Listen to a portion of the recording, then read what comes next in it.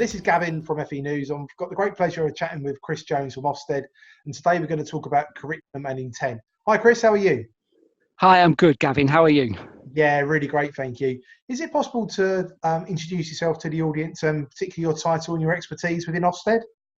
Yeah, sure. My name is Chris Jones. I'm one of Her Majesty's Inspectors, and I'm Specialist Advisor for Further Education in Skills with a special interest in apprenticeships.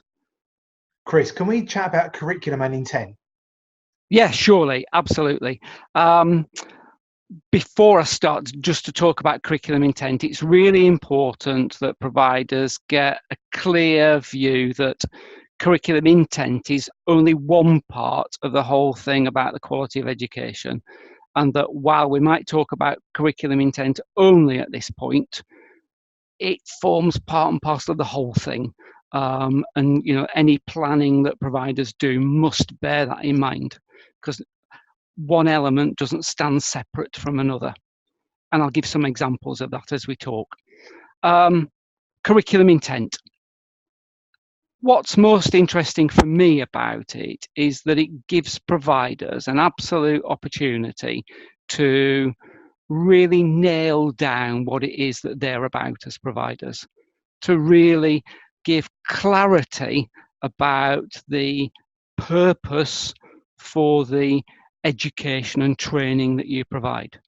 Now, whether you're a provider that offers a whole range of academic, vocational and technical programs in each of the 15 sector subject areas or occupational pathways, they're, sort of to those providers that are niche and offer one set of qualifications or programs in a single sector. Curriculum intent is important for any type of organisation.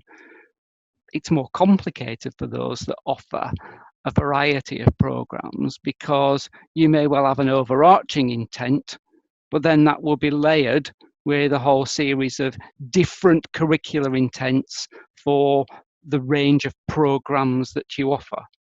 So you may well, for example, if you're a large provider, have your main intent may well be to provide progression opportunities for young people and adults that didn't do well at school.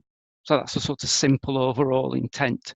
But if you've got different programs, you'd have a different intent for hair and beauty as you would for engineering, building and construction, business administration. So there may well be different curricular intents for those. Now, the detail of curriculum intent, and this is the nerdy bit, is page 43, paragraph 173, and the various bullet points under that of the Education Inspection Framework Handbook. Now, there it talks about selecting and developing a curriculum that develops the knowledge, skills and behaviours that learners need in order to take advantage of opportunities, etc., etc. So that's one, that's important. One of the things it says there is that the curriculum can, and a carefully planned curriculum intent can help deal with social disadvantage.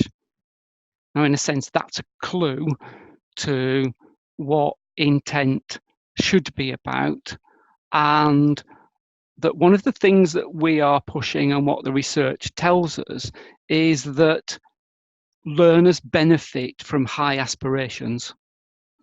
So that regardless of entry level, regardless of any of the protected characteristics, regardless of whether learners have got defined learning difficulties or disabilities, that the curriculum should be such that it stretches them and enables them to get the very best out of the teaching and training that as a provider you are offering. I think that's it for now. You might want to ask some more questions about that just to prompt me to think a bit deeper. Yeah, I'm really quite interested in there's the the three I's, which Yes. everyone is sort of very interested in, but around curriculum intent and being an ambitious curriculum. And one of the questions I wanted to ask really was around how can providers provide evidence of that ambition through maybe data, maybe labour market information, to be able to match the needs of employers and region, national, but also how they can show career pathways and ambition for learners. And it'd be really interesting to see your thoughts on how we can explore how providers can actually evidence that they're actually taking intent really seriously. Sure.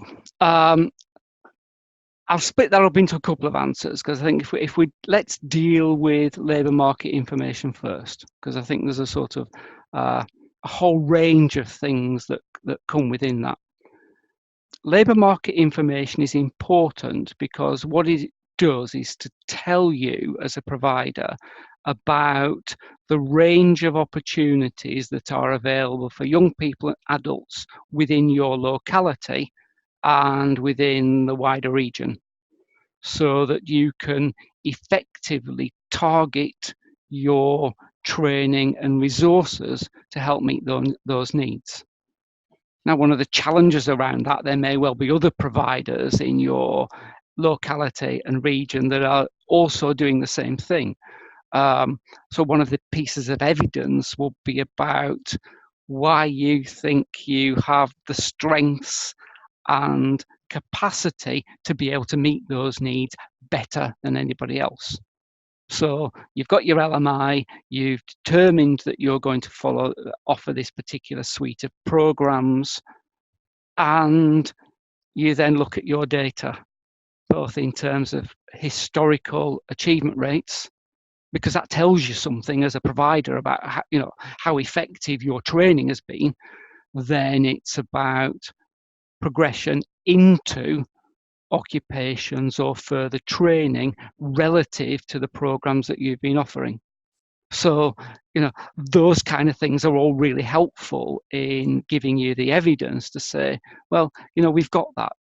And some of that evidence might also be about the experience, knowledge, and expertise of the staff that you've recruited, and also about the ongoing professional development that you are providing for them in order to make sure that they stay top of their game. So that there's different tranches of evidence then that tell you how the curriculum that you're offering is supported by the range of opportunities at the end of that program and by the quality and expertise of the staff that are delivering those programs. So that's one element of it. Now, labour market information can lead you to think that, well, okay, the LEP is telling me one thing, but some of that's quite high level. So if the LEP is saying that, sort of tourism is an area of growth in our economy, in our regional economy, then you as a provider might say, well, yes, I understand that. But my own experience of that is when I've gone out to recruit for students and apprentices in tourism or hospitality, that I'm not getting the applicants. So that's let priorities may be one thing, but actually local appetite for jobs in some sectors might well be challenging for you as a provider to deal with, and you may well determine in your analysis of that labour market information and the feedback that you're getting not to deliver certain programs. And again, that would help inform your overall curriculum intent, because that's been really specific about the programs that you will offer and the programs that you don't offer. And so I think there are elements there to think about. I think there are other things as well. If you are a provider that has a levy contract, then that defines your curriculum intent. That is your labour market information, because the employer is coming to you with a cohort of apprentices that says, we have a labour market need for these apprentices, therefore, so that again, part of your curriculum intent to meet the needs of employers. You are doing that by fulfilling this levy contract. Now, that levy contract and those labour market needs might well go beyond local and regional. Many levy contracts are national. So then the definition of meeting a need under those circumstances is about meeting an employer need and understanding from them and working with them to identify what the intentions are around that. So the intention may well be to develop the management capacity of middle managers throughout the organisation in order to progress them quickly into senior management to, in a sense, help restructure the business.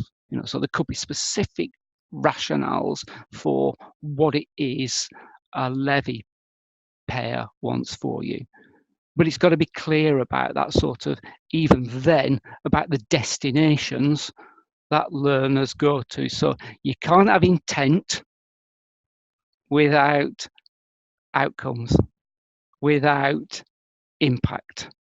So that the sort of the intent drives in a sense, that becomes the rationale for your modus operandi. I'm using all the posh words. That then, from that modus operandi, the implementation through to the impact of what you've done. So that begins to form that golden thread. So what you decide in intent can be tested throughout your teaching, training, assessment, and to the impact that has on learners during and at the end of the programme.